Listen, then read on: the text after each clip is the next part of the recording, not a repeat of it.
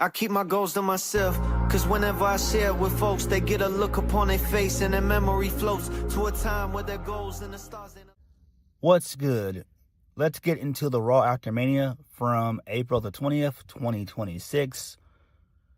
The reset, basically, for the main roster, which is good. We finally got some call-ups in Ethan Page and Sol Ruca, and soon to be Joe Hendry. He'll be on next week's show, making his Raw debut, which is fine. That's great. So we got a couple of new faces on the show. That's always a good thing. And we got a massive return in the return of the Street Profits, Montez Ford, and Angelo Dawkins. And they look amazing. Good gracious. They look fucking awesome. Like, they've been in that gym. Tez looks ripped. Dawkins, same thing. It's like they're both in the gym 6-7 days a week, just constantly just training. They look amazing, man.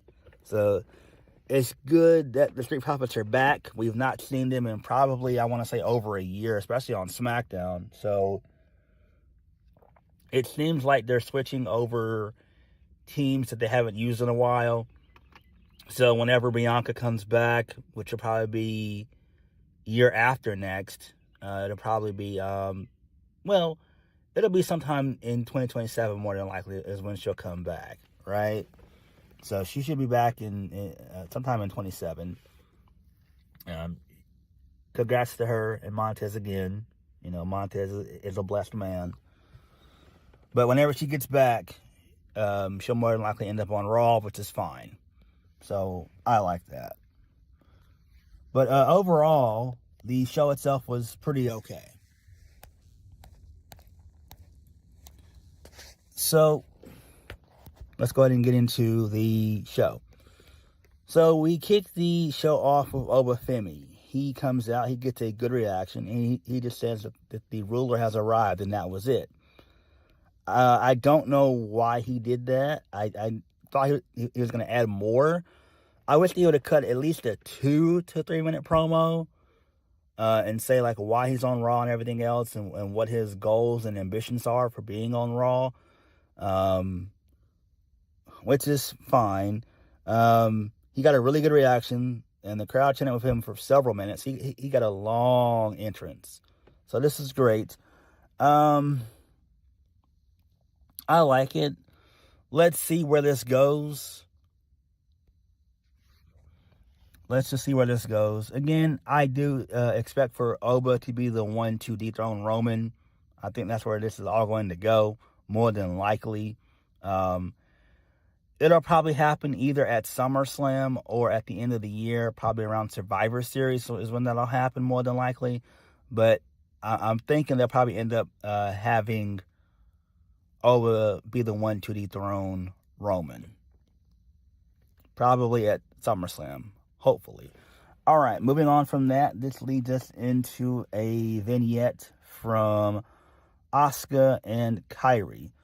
So, Asuka said the usual about Io Sky choosing her fake family, which is Rhea Ripley, over her real one, the Kabuki Warriors. Asuka asked what it got her, since Rhea's the new women's champion and she's nothing. And so there's that. Okay, this is fine, I guess. Whatever. Who cares? Moving on. This leads us into the first match of the night. Rhea Ripley and Io Sky. They defeat the Kabuki Warriors, and Asuka and Kairi Sane. This match was alright. So it is what it is. This match was a little bit long. The baby faces end up getting the win via the Riptide into the over the moonsault for the 1-2-3, and there's that. Post match, Asuka yelled at Kairi, and that's fine. So they're still telling that story. Eventually, Kairi Sane is going to more than likely break away from her. Again, I still could see a scenario where Asuka takes out Kairi, and then she kind of replaces her with Io. I mean with Julia. Because the women's U.S. title doesn't really mean much of anything. And I think, we could put Julia in place of Kyrie and have Asuka basically be her mentor. I think that would be great, if we're being honest. So, yeah. All right, moving on from that. Penta, he shows up. He's talking to Adam Pearce. Adam Pearce congratulates him on the win at WrestleMania. So Javon Evans shows up. He congratulates him as well. But he said that he's going to be champion someday, and he's not going anywhere. So Ethan Page shows up. He gets a pretty good reaction after Penta walked away. So Adam Pearce says that Ethan is now the newest member of the Raw roster. So Ethan Page asked Javon Evans if he heard it right, that he wants another shot at the IC title. Then Ethan Page said he decides he wants to win the IC title, and he won't need 2 tries. So then Adam Pearce books Ethan Page versus Javon Evans. Okay, that's fine. Cool. Good stuff. Moving on. Royce Keys, he was in the crowd and everything else, so there's that. That's fine. Moving on. This leads us into CM Punk. He comes out and he gets on the mic. He gets a really good reaction as per usual. So he mentions that he suffered a bunch of losses as of late. He mentions the loss of his MMA trainer, Duke Rufus. He mentioned his dog Larry passing away. And he mentioned WWE production members that passed away recently. So rest in peace to everyone. Rest in peace, rest in power, rest in paradise. CM Punk said he wanted to show them respect on his jacket last night. CM Punk said that the WWE title he lost last night doesn't sting as much as the aforementioned losses, but the people cathartically helped him heal and get through the losses. He said being champion gave him a reason not to just slow down and reduce himself to a puddle of tears, even if he wanted to. He thanked the fans for having him process so much grief. He said they helped him get through a lot of his losses, and he thinks that will apply getting through his loss last night. CM Punk said he survived Gunther, then he got cast in by Seth Rollins, and there's a part of him that felt like being world champion at 46 for 3 minutes wasn't too bad. He said it was the cherry on he said it was a cherry on top on one hell of a Sunday. He said he could have eaten donuts and hung out with his hot wife, but instead he stayed ready. He poured his heart and soul into WWE to entertain the fans. He said because he stayed ready, an opportunity would arise. Seth got hurt. If he hadn't stayed ready, they'd be eating and talking about Jey Uso. He said that he would... he said that he has a pep in his step, and he's still the best in the world. He said he wrestled under the brightest of lights and on the biggest stage and proved it. He said he gave everything he had. He said it just wasn't his night. But he's not going to cry and sulk about it. He's not going on vacation. He's going to stay ready because you never know when a championship opportunity is going to fall right out of the sky. So Punk's about to leave. Cody Rhodes shows up in a suit. He's got a nasty black eye. I believe it's on his left eye. That thing is nasty. Holy hell. Damn. That punt Randy gave him was fucking brutal. So Cody and Punk just have some words, and they both put each other over. And basically, Punk is just looking at the WWE Undisputed Championship. And so Punk basically gives Cody some words of encouragement. And Cody says, like, he's not sure what he's supposed to do. So Cody's about to leave. CM Punk still looks at the title. Then he says, you never know when a championship opportunity is going to just fall right out of the sky, he drops the mic, and Cody basically just says, just say win. So Punk smiled, and then that was it. This is fine, I guess. I like the CM Punk promo. I like that. Meaning he's still going to focus on regaining gold after all the losses that he suffered and everything, and how the fans are going to guide him towards that. So I did like that. Really good stuff there. This is interesting. Do we get Cody and Punk at Backlash possibly? I don't know. You might as well go ahead and do it now if they can. Or do you want to hold off and wait till like SummerSlam to do the shit? Because you really want to do this at like a big pay-per-view. And I think that would be tremendous. You know, you do Cody Punk night 1 of SummerSlam. I think that would be fucking tremendous, right? That makes the most sense. And I think that's where they're going to go with this, more than likely. So, or they could do like a triple threat, Cody, Randy, Punk, maybe. I don't know. Even though I'm not a fan of triple threats at all. You all know this. But it could happen. So, this is pretty good. So, this kind of intrigues me, right? So we'll have to wait and see how this shit plays out. All right, moving on from that. This leads us into Finn Balor. He says that JD McDonough chose Dominic Mysterio over him, and now he's going to make him pay. So there's that. Okay, that's fine, whatever. Moving on, this leads us into Ethan Page defeating Javon Evans. So, 2 NXT brethren going at it. Going at it. Ethan Page wins via the Twisted Grin. So, this is fine. Makes sense. So, I like Ethan Page going after the IC title. It does make sense. Ethan Page has been a great heel in NXT. He's done great work. You know, he stayed in NXT for about a good 2 years, basically, which is fine.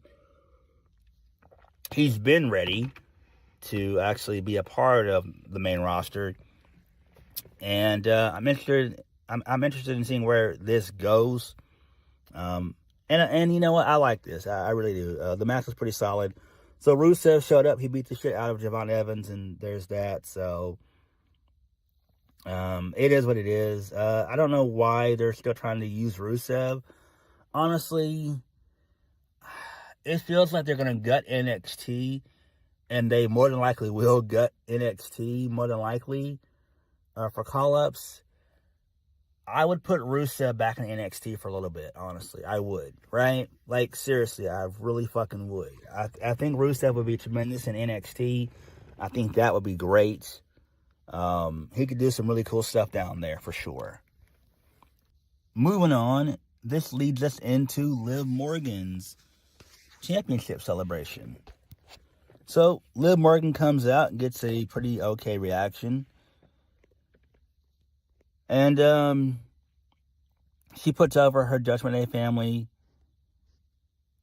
She said she also wanted to thank her WrestleMania opponent, Stephanie Baker. She said that they beat the hell out of each other. Liv said that brought out a feeling in her that she hadn't felt in a long time. And she realized that she's the most talented woman in WWE.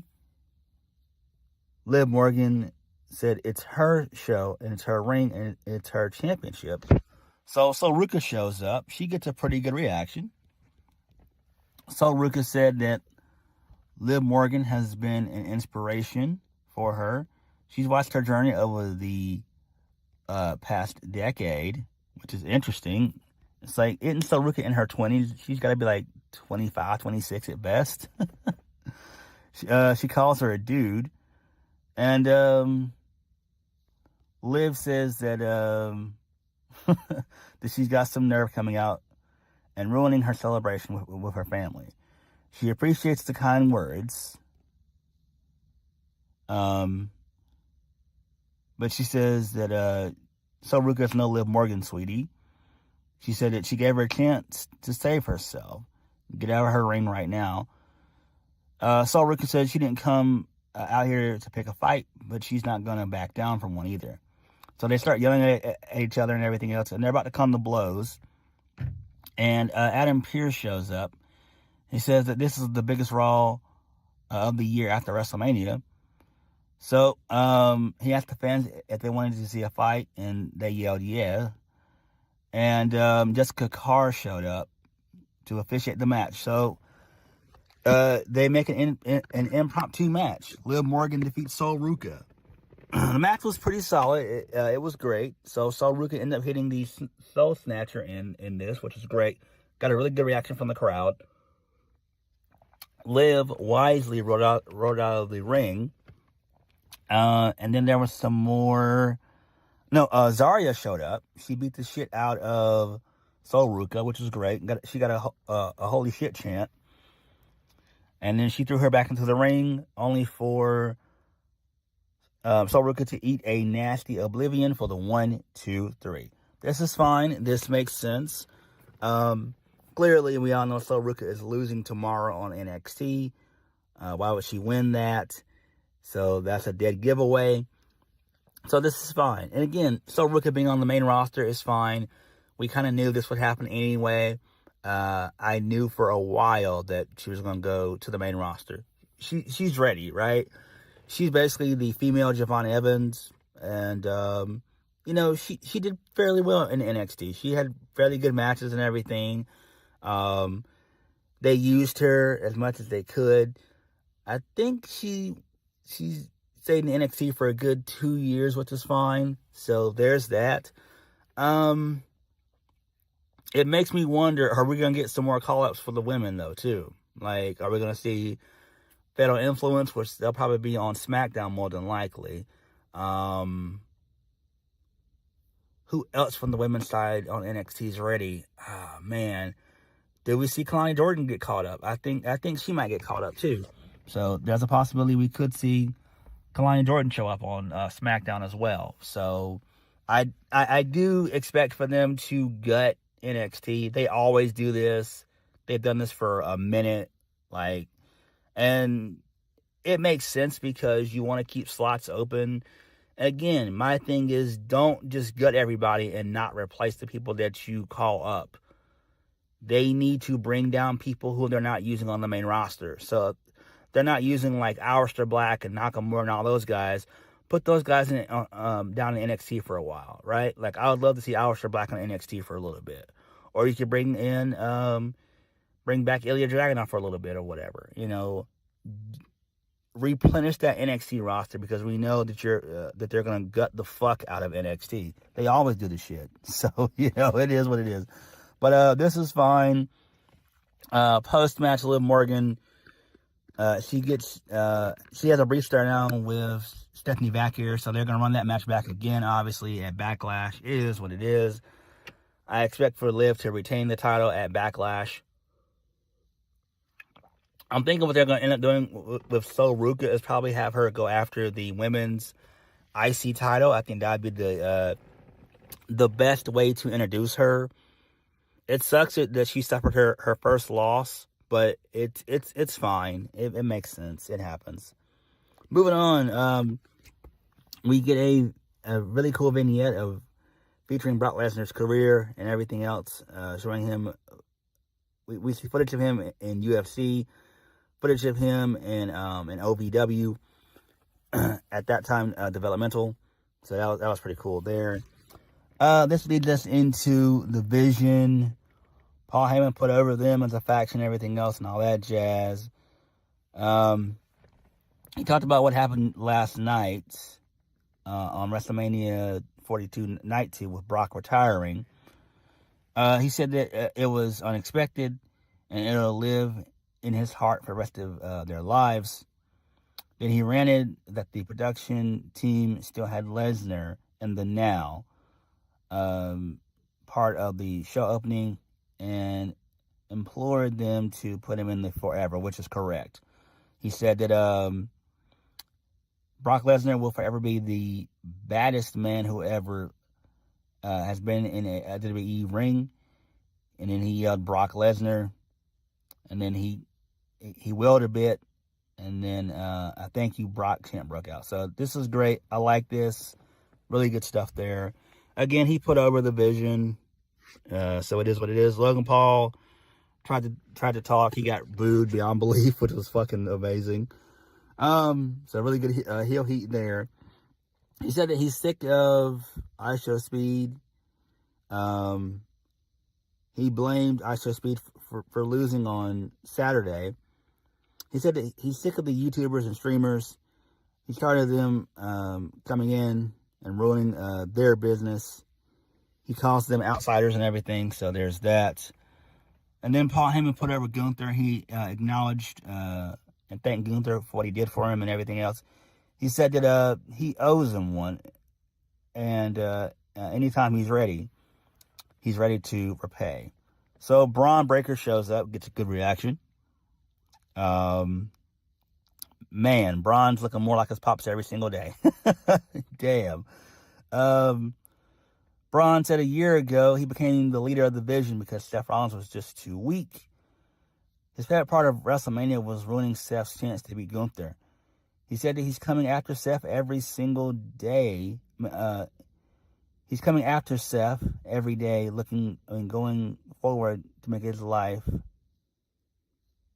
living hell. So then Seth Rollins shows up. He attacks the Vision from behind with a steel chair. Then the Street Profits, they come out to fight Logan Paul and Austin Theory, the rest of the Vision. So this is great. They take them out. They beat them up. And then Braun speared Seth, and he attacked him again, punched him, and Braun screamed to Seth Rollins that he never needed his sorry ass. And Braun said he'll only be a former shell of what he used to be from now on. And then he delivered another spear, which is great. So this is fine. So I expect for this feud to continue more than likely. It makes sense. We should probably get the first match. I wouldn't say a Backlash because I don't want it to occur there. I would much rather their first match take place at Money in the Bank. You continue it through the next pay-per-view up until SummerSlam. So I think the next pay-per-view after Money in the Bank is going to be Night of Champions. So there's that. So that's fine. All right, moving on from that. This leads us into a vignette by JD McDonough. He said that he and Finn Balor were particularly supposed to be family, but then Finn Balor began taking cues from CM Punk. He said that he broke his back for 20 years and defended him. Pause. He said he'd do it again. He's not standing in the big fat shadow he cast. So there's that. Whatever. Finn Balor defeats JD McDonough. Didn't watch this match at all. And then post-match, Dominic Mysterio showed up to beat the shit out of Finn Balor. So their feud continues. Yay. Moving on. This leads us into Kathy Kelly. She has a backstage interview with Gunther. So Gunther said that he was satisfied with his win at WrestleMania. So Kathy Kelly asked if he and Paul Heyman were aware that Bron Breakker was there. Gunther says there is no him and Paul Heyman. Gunther says Paul Heyman owes him one and that's it. And then so LA Knight shows up and he talked trash to Gunther, so that's fine. Whatever. I don't care about this at all. Moving on. So Joe Hendry's going to be showing up next week. He's going to have a concert. So Michael Cole said that he's now a permanent part of Raw. Great. Good stuff there. Moving on. This leads us into Rhea. So she thanked Io and told her that she'll be she'll go be the best champion. She can be on SmackDown while Io handles her business on Raw. She said that she hopes that they're not apart forever. Io said she got it and they'll be friends forever. And they both hug each other and everything else, and then there's that. So Liv was there sitting on a crate and said that she'll see her around. And Rhea said that she's looking forward to it. Okay, that's fine. It makes sense. Again, they're going to make Liv the face of the women's division on Raw and make Rhea the face of the women's division on SmackDown, which is fine. They've had a 2-year feud, so they need separation, like a long separation, like at least a good year to 2 years. So, there's that. So I like that. So, moving on, this leads us into the closing segment of the show. Roman Reigns and the Usos. So Roman wants Las Vegas to acknowledge him, and they do. Roman said he's going to keep it simple tonight and talk about the title in the future. Roman said he saw his cousins, and he felt it made sense to discuss family business first. Then he turned to the Usos and said that he missed this. He said he misses having their trust, respect, and love, admiration. He said he misses doing business with them. He said that he's not asking them to serve him, but rather be his blood and stand with him. Nice, I like that. Jimmy says he speaks for both him and Jay when he tells Roman that he'll always be their tribal chief. He said they're the ones. So then Jacob Fatu showed up and got a really good reaction. Roman says it's been a while since he last seen him. Roman said there only can be 2 reasons as to why he came out here. One, he assumes it must be to acknowledge him. Jacob Fatu said, nah, that ain't it. Roman Reigns says, then it must be because he wants his title. Jacob Fatu says he doesn't want that title. He said he needs that title. He says that he's not out there to be tribal chief, but he needs everything the tribal chief has. He needs the shoe deal, the private jets, that Rolex, more vehicles, a bigger house, and put his children through better schools. Jacob said he'd do anything for his family, even if he has to go through him. He said he's all gas, no brakes. Roman stared at him, and he observed his words. And then Roman said he might be able to beat him, but can he handle the burden of being champion? Then Roman added, if he can't beat him, can he handle the burden of having to acknowledge him? Roman said he's at the top of the mountain, and he'll give him the rest of the week to think about it. He said he's not saying yes or no, but he's not sure that he's ready. Roman said he'll see him next week on Raw. And then he called him little cousin, and then that was it. So I like that. It's really cool. This is excellent. So we are getting Roman and Jacob. That is going to be fucking amazing. This is great. This makes sense. So they are reintroducing the bloodline, but it seems like they're going to have Jacob be in that Solo Sikoa position, which is fine. So I like this. This is excellent. This is excellent. I'm very intrigued to see where this goes. Now, Roman said that he's back full time. Do I believe him? Hell no. I don't believe him. No, I don't. I don't. Roman's got, 4 kids and a beautiful wife. Roman ain't thinking about this shit. So I don't know, but I am intrigued with this. I'm very intrigued with this. I'm interested in seeing what happens. This was great. So really good stuff here. I'm interested in seeing what goes down next week. Again, this was a pretty good show. Pretty okay. We got new characters in terms of Sol Ruca and Ethan Page, soon to be Joe Hendry. So we got the NXT guys coming up, guys and girls coming up. We'll probably get more call-ups for SmackDown, and we'll probably have some more call-ups next week as well. Same for SmackDown as well. So I like that. But again, I will mention they've got to put some people down in NXT as well. Don't just take from NXT. Replenish the guys and girls that you take, that you call up, and put some guys and girls that you aren't using on the main roster, put them in NXT for a little bit. But all in all, the show was okay. I kind of enjoyed it for the most part. But what did you guys think? Let me know. Like, comment, subscribe. Peace.